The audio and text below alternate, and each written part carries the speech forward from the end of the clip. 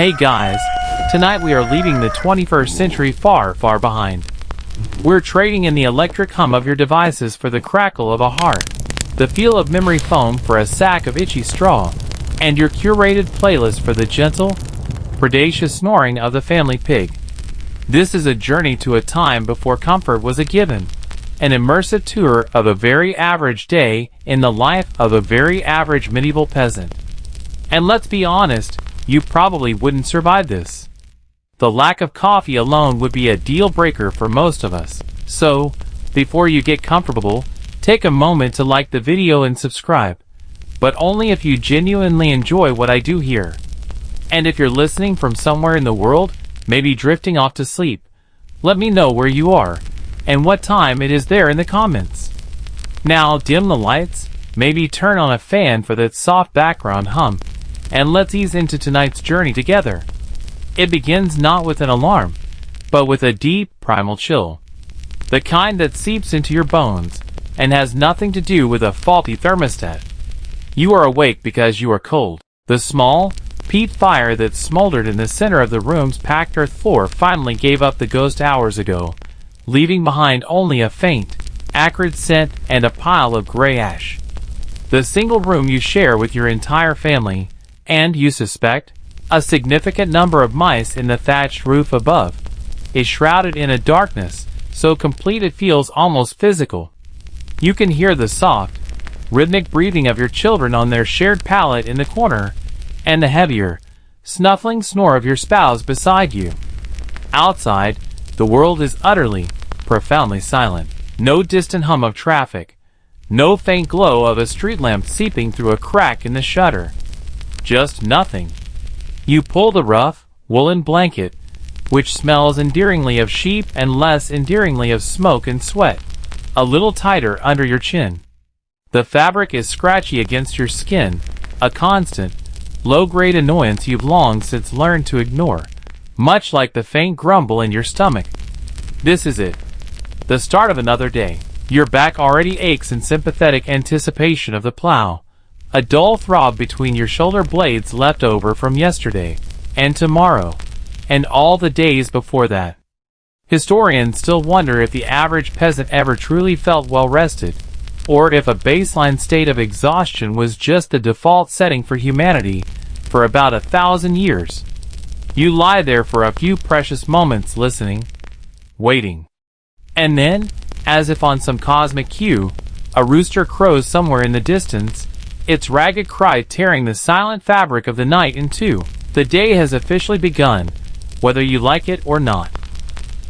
The urge to just roll over and pretend you didn't hear the rooster is a timeless, universal constant. But the cold is a more insistent master than any alarm clock. You swing your legs out from under the scant warmth of the blankets, and your bare feet meet the packed earth floor. It's cold, slightly damp, and unforgiving. There's no plush rug here, no search for a pair of warm slippers. This is the medieval equivalent of a polar bear plunge. First thing in the morning, you shuffle carefully through the gloom, your movements practiced and automatic, avoiding the spot where your youngest son tends to kick out in his sleep. Your destination is the hearth, a simple depression in the floor where a few embers might, if you're very lucky, still be clinging to life. You kneel, your knees protesting on the hard ground, and blow gently on the ashes. A single, hopeful red eye glows back at you. Victory. You carefully feed it tiny shavings of wood and dried moss, blowing with a steady, soft breath until a tiny, fragile flame licks up, fighting against the overwhelming darkness of the room. This isn't a cozy, Instagram-worthy fire. It's a vital, fickle tool for survival, and you treat it with the respect it deserves. With the light from the fledgling fire now casting long, dancing shadows across the room, you can finally take stock of your breakfast prospects. Forget the concept of cereal, or toast, or anything requiring a refrigerator. Your options are limited. You reach for a large, round, dark loaf of bread that sits on a shelf. It is not like any bread you've ever known. It's made from rye and barley, heavy, dense, and about as soft as a paving stone. You have to tap it against the edge of the shelf. It makes a solid thunk sound. This is not a food you eat so much as you negotiate with. You retrieve a small, personal knife from your belt. Everyone carries one. It's the medieval multi-tool, and saw off a grudging chunk. To call it chewing is an understatement. It's a full jaw workout. To help it down, there's a small crock of last night's potage, the thick, ever-present grain and vegetable stew that has congealed into a cold, gelatinous mass. You dip the rock bread into it, which mostly just softens the bread slightly, while making the potage marginally easier to swallow. Wash down with a sip of weak, slightly sour ale from a shared wooden cup. This is the breakfast of not quite champions. It's caloric intake, not a culinary experience. A quirky detail you've learned to accept is that this ale is for everyone, children included. The water is questionable, but the brewing process makes the ale safer, even if it's about as alcoholic as a modern-day kombucha. It's basically liquid bread, and it's the closest thing you'll get to orange juice for the next several centuries. With a meager breakfast sitting like a small, dense stone in your stomach, it's time to face the next challenge of the day, getting dressed. The concept of a wardrobe is a laughable fantasy. Your entire worldly possession of clothing hangs from a single peg on the wall, and it consists of variations on a single, scratchy theme: wool. You pull your tunic over your head. It's the same one you wore yesterday, and the day before that, and likely all last week. The wool is rough against your skin, a constant, low-grade irritation that you stop noticing around the same time you learn to walk. It's not tailored or fitted. It's a practical, sack-like garment designed for durability, not style. There's a distinct, earthy aroma to it, a blend of wood smoke, sweat, and the faint, greasy scent of lanolin from the wool itself. It's not a pleasant smell, but it's a familiar one, the smell of you, of work, of life. Next come the hose, which are essentially woolen leggings that tie precariously to your belt. They are baggy in some places, and uncomfortably tight in others, and the constant fear of one of them coming loose and puddling around your ankle is a very real, low-stakes anxiety you carry with you all day. There are no shoes waiting by the door. For much of the year, you simply go barefoot, your soles hardened and leathery from a lifetime of contact with the rough, unforgiving ground. Today, however, a persistent autumn chill lingers, so you reach for your foot wraps. These are long, narrow strips of undyed wool that you methodically wind around your feet and ankles, securing them in place. They provide a little warmth and a modicum of protection, but they're constantly coming loose and are perpetually damp. Over these, you slip on your galoshes, simple wooden clogs that are comically impractical for any task requiring agility.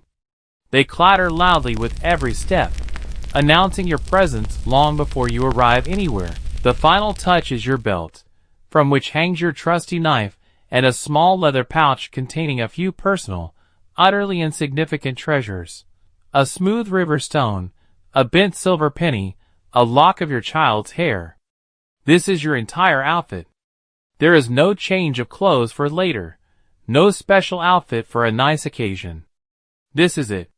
You are now officially dressed, and you already feel a little bit itchy. Historians still debate just how often people actually changed or washed their clothes, with some estimates being optimistic, to say the least. You run a hand through your hair, which is probably hosting a small ecosystem of its own, and you are ready to face the day, sartorially speaking. It is a wardrobe of pure, unadulterated function, where the concept of fashion is about 500 years away from being invented.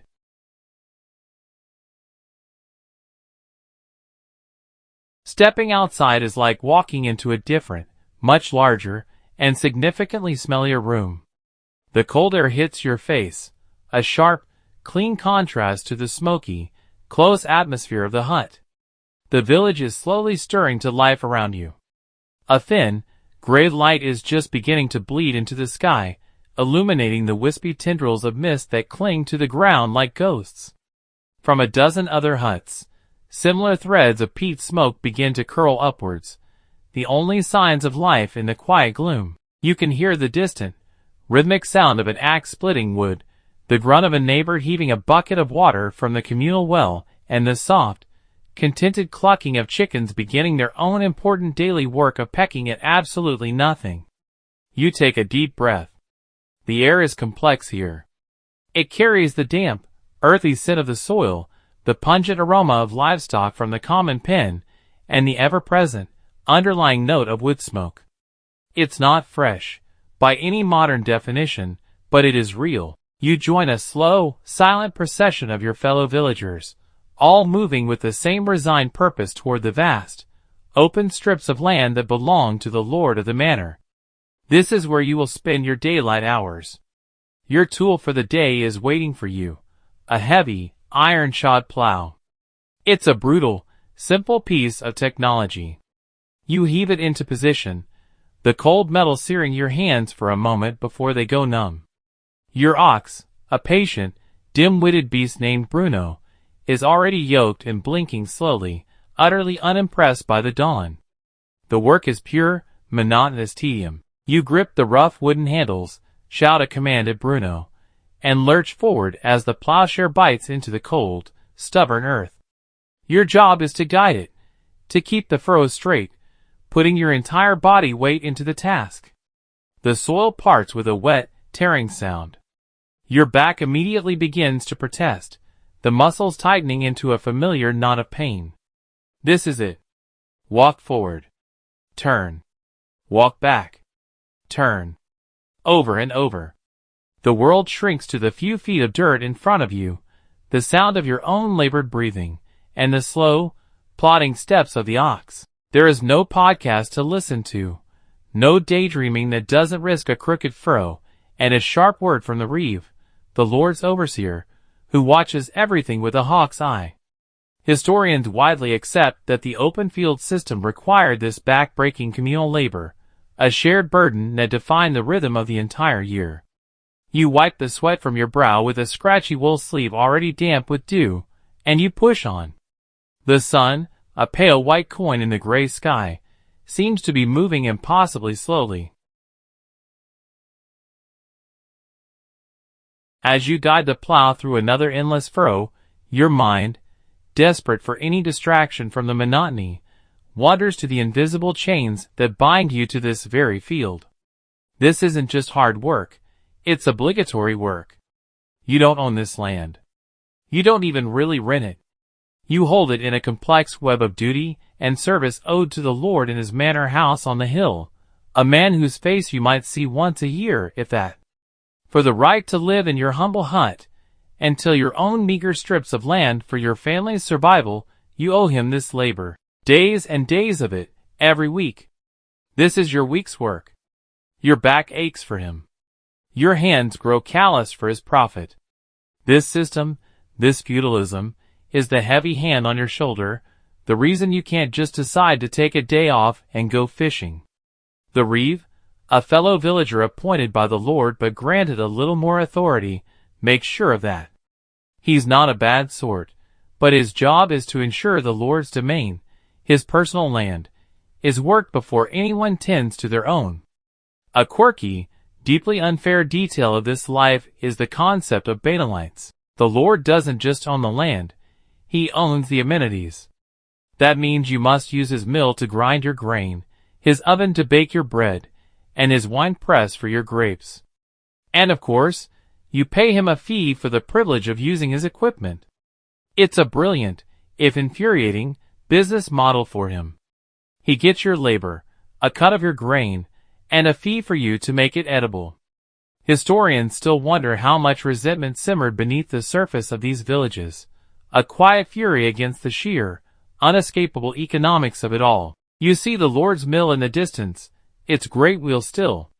You'll have to take your grain there soon, and hand over yet another portion of your hard-won harvest. The entire arrangement feels as immovable and permanent as the hills surrounding the village.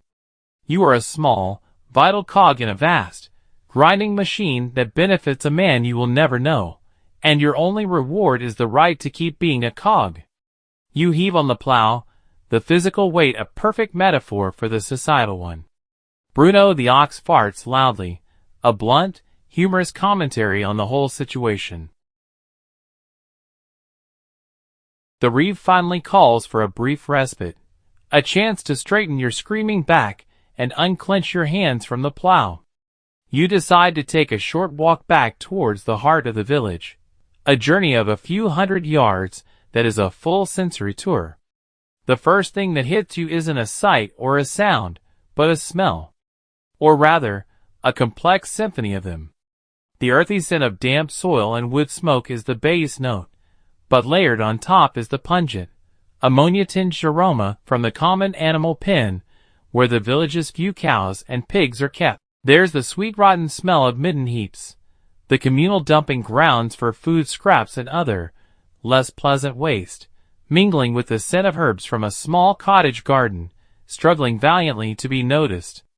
It's not a good smell, but it's a powerful one, the signature scent of 1,000 such villages across the land.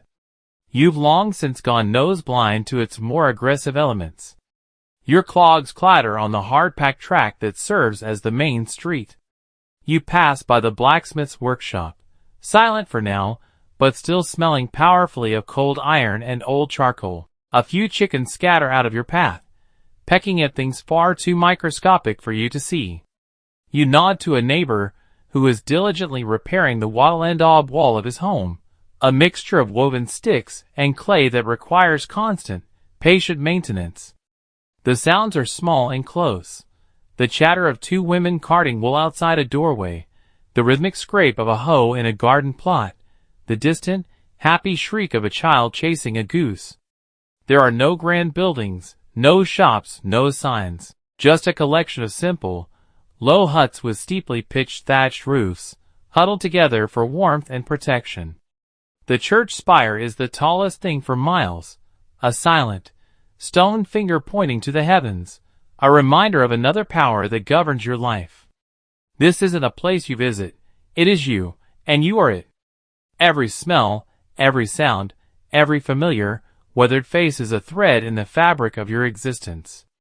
You take a moment to just stand there, in the middle of it all, a part of the quiet, smelly, vibrant machine. A dog trots past, gives your leg a disinterested sniff, and continues on its important business.